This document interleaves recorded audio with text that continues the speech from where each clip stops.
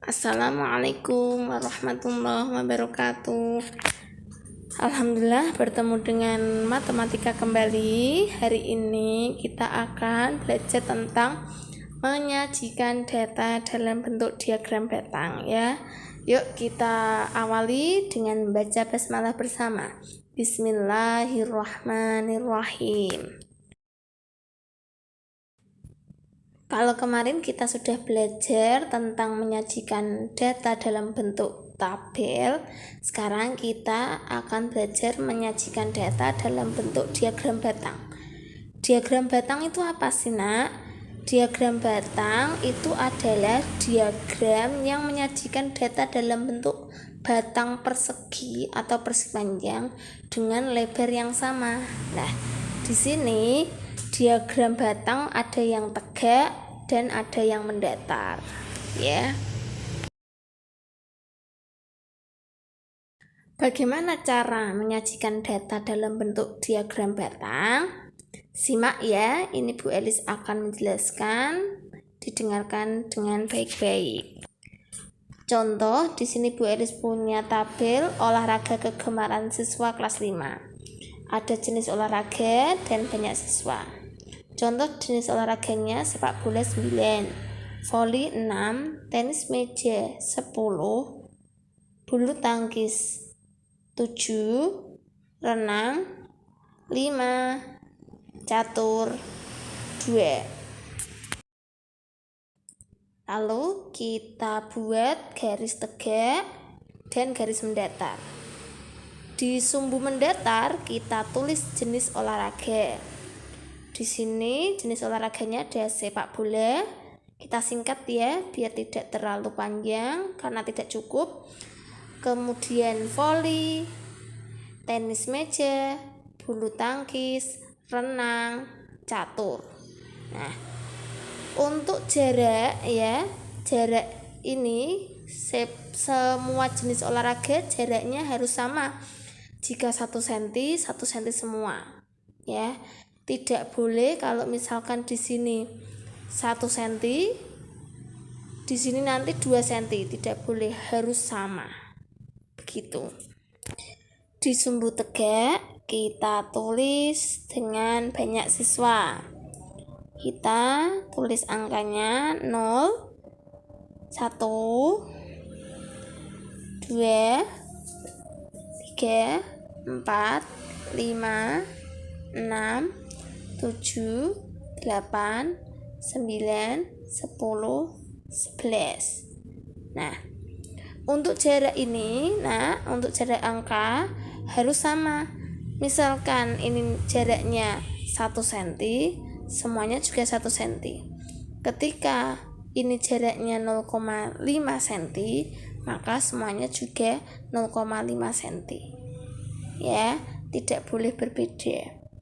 Kemudian untuk membuat data banyak siswa ini di sumbu tegaknya kita melihat banyak siswa. Karena di sini paling tinggi 10, maka Bu Elis buat 11 dan jaraknya bisa dibuat 1. Selanjutnya kita buat batangnya ya. Yang pertama sepak bola. Sepak bola ada 9 siswanya.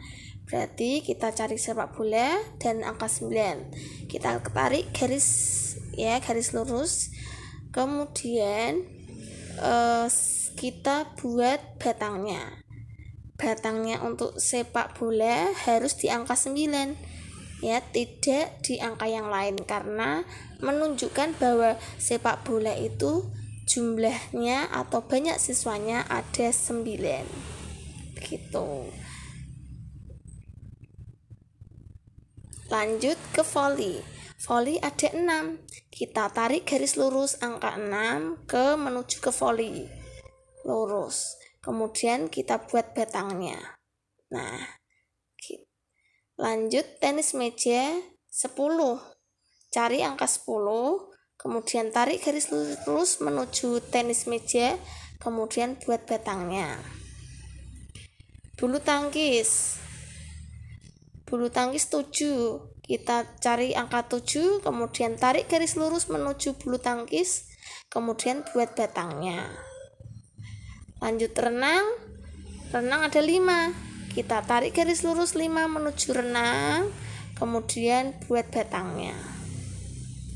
Catur 2, cari angka 2, tarik garis menuju ke catur, lurus ya nak, kemudian buat batangnya. Jadilah diagram batangnya. Selanjutnya kita bahas membaca dan menafsirkan data dalam bentuk diagram batang. Nah, kemarin Bu Elis ketika PTM sudah menjelaskan ya dalam membaca dan menafsirkan data. Tetapi kemarin dalam bentuk tabel. Ya, sama. Membaca di sini juga menyebutkan informasi yang tertulis pada diagram batang. Sedangkan untuk menafsirkan itu adalah menyebutkan informasi yang tidak tertulis ya, tidak tertulis di diagram batang. Yuk, perhatikan contoh berikut. Membaca diagram batang. Nah, ini Bu Elis ada contoh diagram batang tentang profesi orang tua siswa. PNS, TNI, petani, guru, dan wira swasta. Nah, diagram batang ini bagaimana cara membacanya? Tadi sudah dijelaskan, membaca itu adalah menyebutkan informasi yang tertulis dalam diagram batang. Jadi yang tertulis, nah di sini berarti bisa kita baca yang pertama, orang tua siswa yang profesinya PNS ada 8 ya. Karena diagram batang PNS-nya sampai di angka 8. Selanjutnya yang kedua, kita bisa membaca bahwa orang tua siswa yang profesinya TNI ada 5. Karena diagram batang TNI ada di antara 4 dan 6. Jadi antara 4 dan 6 ada angka berapa? 5. Lalu yang ketiga, kita bisa membaca bahwa orang tua siswa yang profesinya petani ada 12 ya. Karena diagram batangnya sampai di angka 12. Terus untuk profesi guru ada 3 karena diagram batang guru ada di antara angka 2 dan 4. Angka 2 dan 4 berarti di antaranya adalah angka 3. Selanjutnya, profesi orang tua siswa yang wira swasta ada 2 karena diagram batangnya wira swasta sampai di angka 2 atau urut ya. Garis lurusnya menuju ke angka 2. Begitu untuk cara membaca diagram batang. Selanjutnya kita menafsirkan ya. Untuk menafsirkan itu tadi sudah dijelaskan bahwa menafsirkan itu adalah menyebutkan informasi yang tidak tertulis dalam diagram batang.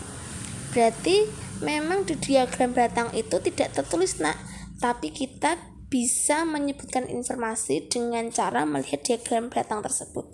Contohnya menafsirkan yang pertama, profesi orang tua yang paling sedikit adalah wira swasta, karena wira swasta jumlahnya 3. Kita bisa melihat di diagram batang yang paling pendek adalah wira swasta ya. Itu dengan cara menafsirkan, karena di dalam diagram batang tidak tertulis paling sedikit, tidak ada ya. Begitu contoh menafsirkan. Yang kedua contohnya, profesi orang tua yang paling banyak adalah petani, karena kita bisa melihat diagram batang petani itu yang paling tinggi, jumlahnya 12 ya. Ketiga, jumlah siswa yang profesi orang tuanya petani dan wira swasta ada 14. Jadi di sini proses menjumlah profesi orang tua yang petani dan wira swasta kita hitung sendiri. Jadi proses menafsirkan di sini ada proses menghitungnya. di mana petani 12 dan wira swasta 2. Jadi jumlahnya ada 14. Yang keempat, contohnya selisih siswa yang profesi orang tuanya petani dan PNS ada 4 siswa. Dari mana didapatkan? Ya dari melihat diagram batang petani. Kita bandingkan dengan PNS. Petani 12, PNS 8. Kita selisihkan atau kita kurangi. 12 dikurangi 8 ada 4 siswa. Jadi selisih siswa yang profesi orang tuanya petani dan PNS ada 4 siswa. Begitu ya nak, untuk penjelasan hari ini. Semoga memahamkan dan bermanfaat. Terima kasih. Wassalamualaikum warahmatullahi wabarakatuh.